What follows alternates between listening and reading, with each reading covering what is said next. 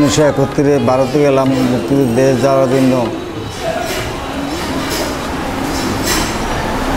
আমরা নদিয়া ক্যাম্পে গেলাম। এখন আমাদের নৌকা পাঠাইল, নৌকা লইয়া ইন্ডিয়া গেলাম। ইন্ডিয়া যাইতে বুড়িসং চান্দিনা থানায় আমাদের খুব এক বাড়িতে রাখলাম। 16 দিন ধরে পুরার আপারে পলাইয়া থাকিয়া বহুত কষ্ট করেছি। জীবনে মুক্তিযুদ্ধে যাইয়া ইতিহাস করিয়া বহুত কষ্ট করেছি। জীবনের ইতিহাস করা হয়ে গেছে, আমরা কিছু করতে পারলাম না। আমরা এই দিনে সকলেই বলছে, হোসেন মাস্টার সাহেব বলছে, হাবিব ভাই বলছে, সত্তর ভাই বলছে, সবাই বলছে আমাদের কথা। এখন আমরা বারবার কি বলবো? আমরা সরকার ভাতা দেয়, একজন মুক্তিযোদ্ধা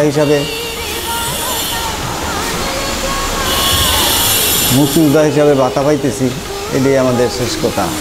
আমাদের সুরহ স্বীকৃতি আইন জানি হয়, এই জন্য আমাদের দাবি রইল। যুদ্ধকালীন কোনো স্মৃতি আপনার মনে পড়ে না? যুদ্ধকালীন স্মৃতি অনেক আছে, এটি বলার সময়। আমরা তো চান্দিনা আয়া যুদ্ধ করি, সেখানে 1764 জন সাইলেন্ডার করে। আমরা ইন্ডিয়া গেলাম, ওখান থেকে যুদ্ধে গেলাম আপনার ওই অম্পিনগর সেন্টার। আমাদের দেখাইলো 303 রাইফেল, পয়লা দিন 303 রাইফেল দেখাইলো। এরপর দিন মার্কাপুর রাইফেল দেখাইলো, 303 রাইফেল দেখাইলো। এরপর দিন সানমারি করাইলো। এরপর দিন মার্কাপুর রাইফেল দেখাইলো। এরপর দিন সানমারি করাইলো। এরপর দিন SLR দেখাইলো। এরপর দিন সানমারি করাইলো। এরপর দিন স্টিন গান দেখাইলো। এরপর দিন সানমারি করাইলো। এরপর দিন টুইস্ট আপনার LMG দেখাইলো। এরপর দিন সানমারি করাইলো। এরপর দিন টুইস্ট মোটর দেখাইলো। এরপর দিন সানমারি করাইলো। এরপর দিন থ্রিস মোটর দেখাইলো। এরপর দিন সানমারি করাইলো। এরপর দিন হাই স্কুলজি, লো স্কুলজি দেখাইলো। এরপর দিন সানমারি করাইলো। 86 হ্যান্ড গ্রেনেড, ডায়নামাইটিং। আমাদের 14 অস্ত্র ট্রেনিং দিছে 28 দিনে। 14 অস্ত্র অম্পিনগর ট্রেনিং দিছে 28 দিনে।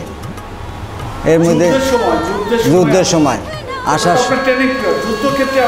যুদ্ধক্ষেত্রে আইলাম আমরা চান্দিনাতে। ওখান থেকে 1364 জন খাস মিলিটারি আমাদের গোলাবর্ষণে সাইলেন্ডার করছে চান্দিনাতে। ওই আমরা একটা অফ দ্য কোম্পানির ঘিরা দেওয়া পাইপ টাইপ ছিল, ওইটার মধ্যে রাইটা ইন্ডিয়ান আর্মি আইলো। ইন্ডিয়ান আর্মির কাছে সাইলেন্ডার করলো। হ্যাঁ, সে আমাদের কাছে সাইলেন্ডার করবো না, মুক্তিবাহিনীর কাছে সাইলেন্ডার করবো না। মুক্তিবাহিনী কাট করো, ফায়ার করো, গুলি করো, এই হলো ট্রেনিং দেওয়া। এই জন্য সাইলেন্ডার করবো না। সাইলেন্ডার করলো ইন্ডিয়ান আর্মির কাছে। এই ইন্ডিয়ান আর্মি আইলো, ইন্ডিয়ান আর্মির কাছে সাইলেন্ডার করো 1364 জন। এখন তো আইলাম আমরা এলেটগুঞ্জ, কত দূর হাইটা আসার পরে এলেটগুঞ্জ, এখানে 48 জন খাস মিলিটারি মুখামুখি যুদ্ধ। আমরা সেখানে যুদ্ধ করি। সেখানে 48 জন, কিছুক্ষণ পরে তারা আত্মসমর্পণ করে। ওখানে আমরা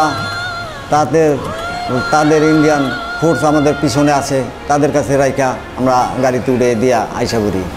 আমরা দাউদকান দিয়ে 22টা নৌকা করিয়া আমরা 950 গ্রুপ মুক্তিযোদ্ধা, বৃহত্তম ফরিদপুর ছিল, এই বৃহত্তম ফরিদপুরে 950 মুক্তিযোদ্ধা ছিলাম। আমরা যুদ্ধ করি 2 নম্বর সেক্টরে, কিন্তু আইসা অস্ত্র জমা দেয় 8 নম্বর সেক্টরে। এখানে আইসা উঠলাম আমরা পাশানিবাড়ি, বোধেশ্বর পাশানিবাড়ি।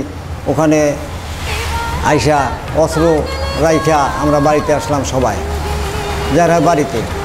আবার ফিরে যাইয়া হ্যান তেন আইয়া 5 দিন ধরে সেখানে থাকি। এরপর আইনা অস্ত্র লইয়া গেলাম আপনার পোদ্দারবাড়ি। এখানে আমাদের ভালো জানে না, আমরা চলে গেলাম মানে কাশিম মেজদার গ্রুপ আছে, রেভিনিউ CO অফিস, ওই অফিসে যাই ওখানে খাওয়া দাওয়া করি। কিছুদিন কাইটা গেল, ওখান থেকে যুদ্ধ পরে আমরা আসি। আমি একজন বীর মুক্তিযোদ্ধা, যুদ্ধহত, সরকার ভাতা দেয়। যুদ্ধহত যে ঘটনাটা বলবেন কি? যুদ্ধহত আপনি যুদ্ধহত হচ্ছেন যখন, কীভাবে আমাদের ছেলে টুকরা লাগছিল, এই যুদ্ধের স্ত্রীটা বলবেন? যুদ্ধের স্ত্রী মানে যুদ্ধহত মুক্তিযোদ্ধা হিসাবে মানে সরকার ভাতা পাচ্ছি, খাচ্ছি। যুদ্ধক্ষেত্রে আপনি ছেলে টুকরা যুদ্ধের সময় যে আহত হয়েছেন, এই আহত কিভাবে হলেন এটা একটু বলবেন? আমাদের মানে ছেলের টুকরা এই বাম পায়ের মধ্যবর্তী অবস্থায় রানে লাগছে আহত এটা কোন যুদ্ধে? এটা ওই চান্দিনা যুদ্ধে, ওই মেলেটগুঞ্জের যুদ্ধে। ধন্যবাদ আপনাকে মুক্তিযুদ্ধের সংরক্ষণ কমিটি।